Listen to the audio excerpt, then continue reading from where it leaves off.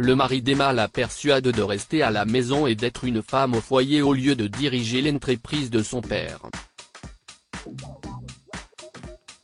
Alors qu'elle commence à penser qu'elle a fait le bon choix, un inconnu menace sa sécurité. Es-tu sûre de vouloir vivre comme ça, Emma ? Emma fronça les sourcils en regardant son père.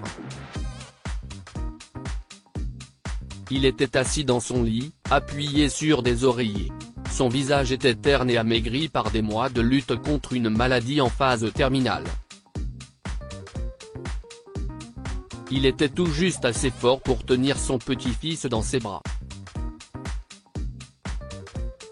Si est-il vrai que Brandon veut que je reste à la maison pour m'occuper de Paul, mais je suis d'accord avec lui, papa, dit Emma. Surtout quand Paul est encore jeune. Le monde des affaires peut être brutal, Emma. Le papa a levé un doigt, laissant Paul le tenir dans sa petite main. Je comprends que tu veuilles passer du temps avec Paul, mais si tu restes trop longtemps en dehors du jeu, tu auras du mal à y revenir. Il ne faut pas que tes compétences soient gâchées. Ça va aller, papa. Emma se pencha pour embrasser la joue de son père. S'il te plaît, ne t'inquiète pas pour moi. Brandon est intelligent et compétent, et il s'occupe bien de moi. J'ai vu Madame James quand je suis arrivé et elle m'a donné un pot de confiture pour toi. Tu en veux ? L'homme haussa les épaules. Je n'ai pas d'appétit, mais je vais essayer. Moins d'un mois plus tard, le père d'Emma décède et lui laisse son entreprise. Ce soir-là, elle s'est assise avec son mari, Brandon, pour discuter de ce qu'il allait faire.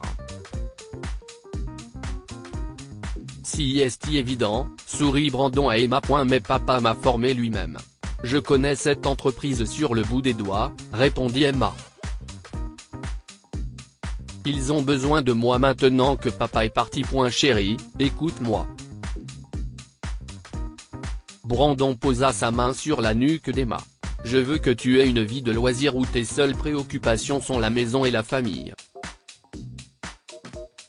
Je veux prendre soin de toi. Tu ne vas pas me priver de la possibilité de subvenir aux besoins de notre famille, n'est-ce pas ? Emma regarda Brandon dans les yeux et retint un soupir. Il était si peu sûr de sa masculinité et Emma savait que cette conversation se transformerait rapidement en dispute s'il n'obtenait pas ce qu'il voulait. De plus, elle devait faire confiance à son mari pour prendre les bonnes décisions. D'accord, chérie, dit-elle. Tu peux diriger l'entreprise. Une année s'est écoulée et Emma était heureuse d'avoir laissé Brandon diriger l'entreprise. S'occuper d'un enfant était difficile et fatigant, même si c'était gratifiant. Cependant, Emma s'est vite retrouvée prise dans une situation dangereuse pour l'entreprise. Tout a commencé par un appel téléphonique. Sors de la maison tout de suite, dit Brandon. Prends nos documents et Paul, puis cours. Je vous retrouve à l'angle de la 17e et de la 25e rue. Mais pourquoi, qu'est-ce ce qui se passe ? Il veut se venger, cria Brandon. Maintenant, vas-y. Emma alla chercher Paul dans le salon. Elle devait monter à l'étage pour récupérer les documents, mais une ombre passa la porte d'entrée au moment où elle pénétrait dans le couloir. Emma retourna rapidement dans le salon. De là, elle fixa la silhouette aux larges épaules qui se trouvait sur le pas de sa porte. Il se balançait d'un côté à l'autre et semblait essayer de regarder à travers les panneaux de verre de la porte. Et maintenant ? Elle serait vue si elle traversait le couloir. La sonnette retentit. Paul gémit et Emma le serra contre sa poitrine, le berçant pour qu'il se tienne tranquille. Elle embrassa le front de Paul. La poignée de la porte d'entrée tourna plusieurs fois. L'homme essayait d'entrer. Emma frotta le dos de Paul et passa en revue le salon. 2 fenêtres donnaient sur la façade de la maison, là où l'homme étrange essayait d'entrer. Une 3e s'ouvrait sur le côté de la maison. Si est peut être sa seule chance. Madame Millet, vous êtes là ? L'homme faisait trembler la porte. Il pouvait briser la vitre et forcer l'entrée d'une minute à l'autre. Ses chances de s'échapper de la maison s'amenuisaient de seconde en seconde. Elle se hissa sur la pointe des pieds jusqu'à la fenêtre située sur le côté de la maison et l'ouvrit en douceur. Emma passa par la fenêtre et se laissa tomber dans le parterre de fleurs qui se trouvait en dessous. Elle serra Paul contre sa poitrine et courut à travers l'étroite pelouse jusqu'à la cour du voisin. Les chiens aboyaient, mais Emma ne se concentrait sur rien d'autre que sur le chemin à suivre pour se mettre à l'abri. Qu'est-ce qui se passe ? S'exclame Emma en montant dans la voiture de Brandon à leur point de rencontre. Elle avait marché et couru pendant tout le trajet pour le rejoindre. Il y avait un homme à la maison. Si est un employé mécontent, répond Brandon. Je l'ai licencié et il a menacé de faire du mal à ma famille. La police le recherche, mais je pense qu'il vaut mieux que nous nous cachions un moment. Tu as apporté les documents ? On n'a pas eu le temps. Brandon tape du poing sur le volant. On ne peut pas quitter le pays sans passeport. Allez chez papa. Je n'ai pas eu de locataire depuis des mois et les gens du village me connaissent, ils veilleront sur nous. Je suppose que cela suffira pour l'instant. Brandon s'éloigna du trottoir à vive allure. Plusieurs automobilistes le klaxonnent alors qu'il se faufile dans la circulation, fonçant vers l'autoroute. Brandon se fronça le nez en entrant dans la maison de son défunt beau-père. Il n'avait jamais compris pourquoi l'homme avait insisté pour rester dans ce taudis alors que sa société gagnait beaucoup d'argent. Je devrais dire à Madame James ce qui se passe pour qu'elle puisse nous aider à surveiller toute personne suspecte. Emma tendit Paul à Brandon pour qu'il le prenne, mais il recula. Non. Je vais aller au magasin nous chercher quelque chose à manger, et toi tu dois nettoyer ce taudis. Fais en sorte qu'il soit habitable quand je reviendrai. Emma a tenté de dire quelque chose, mais Brandon l'a ignoré. Il s'est rendu au minuscule supermarché local pour s'approvisionner et est rapidement retourné à la maison.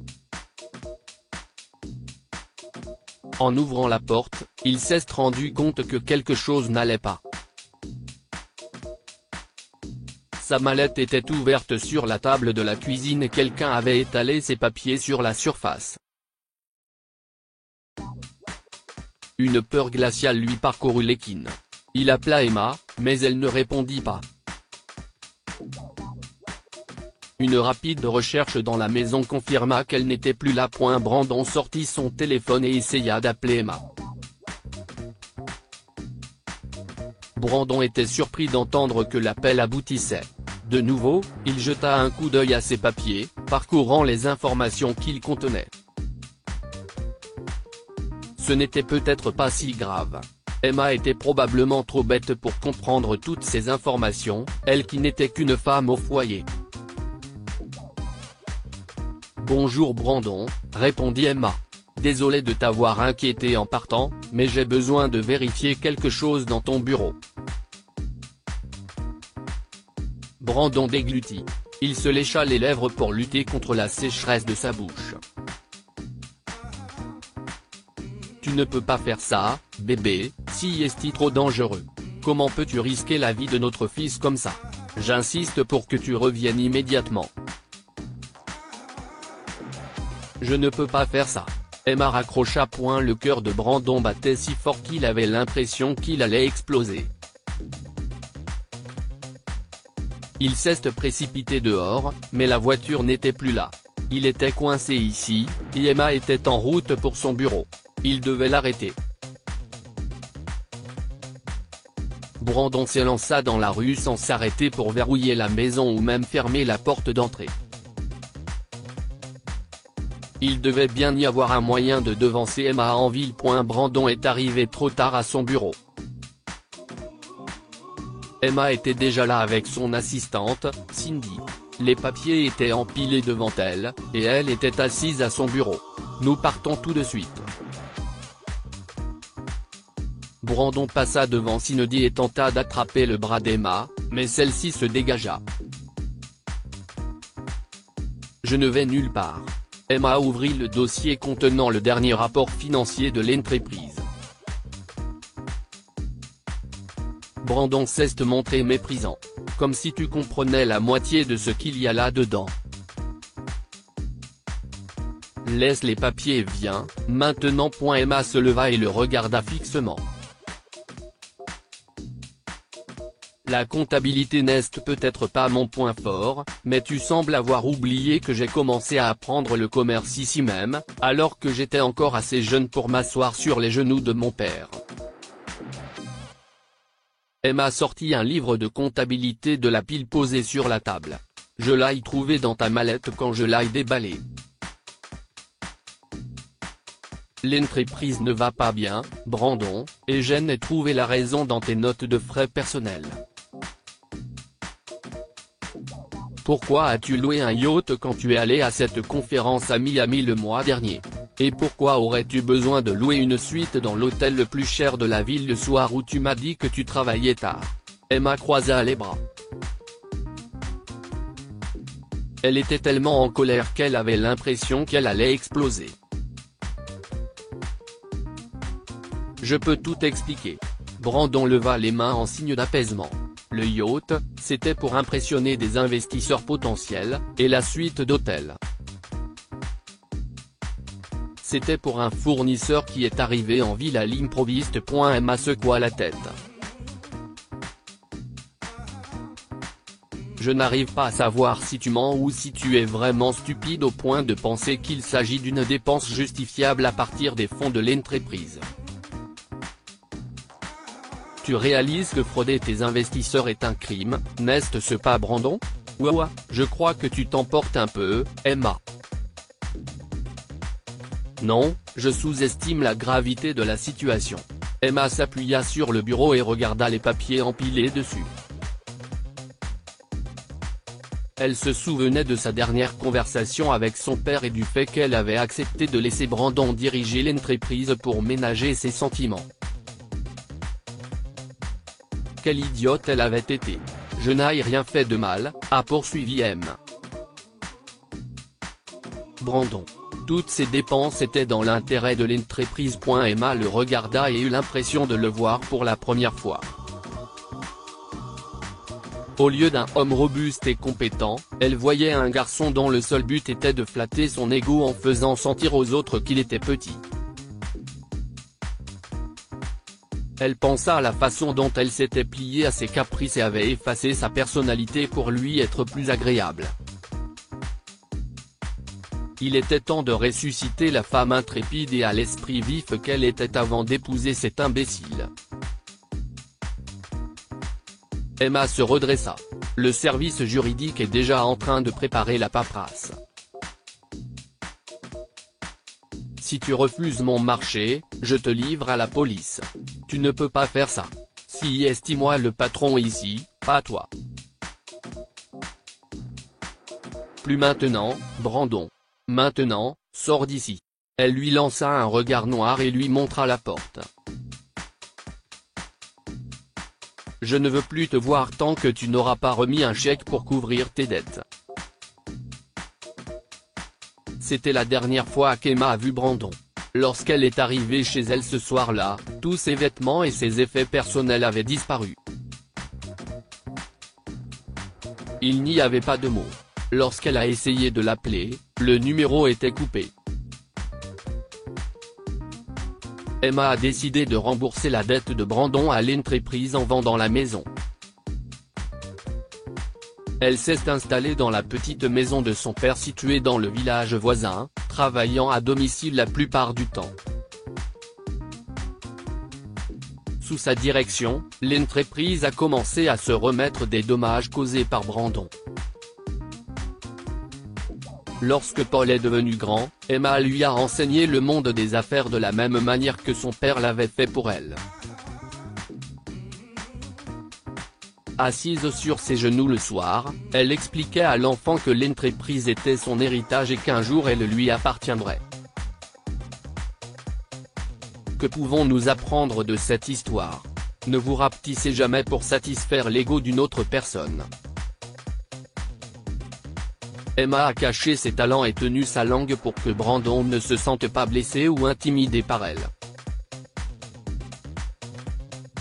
Au lieu de cela, elle aurait dû se montrer sous son meilleur jour, et peut-être aurait-elle fini par rencontrer quelqu'un qui l'appréciait. Faites confiance au jugement de ceux que vous connaissez le mieux. Si Emma avait prêté plus d'attention aux doutes de son père concernant ses choix de vie, elle aurait peut-être réalisé plus tôt que Brandon la manipulait. Partagez cette histoire avec vos amis. Elle pourrait égayer leur journée et les inspirer.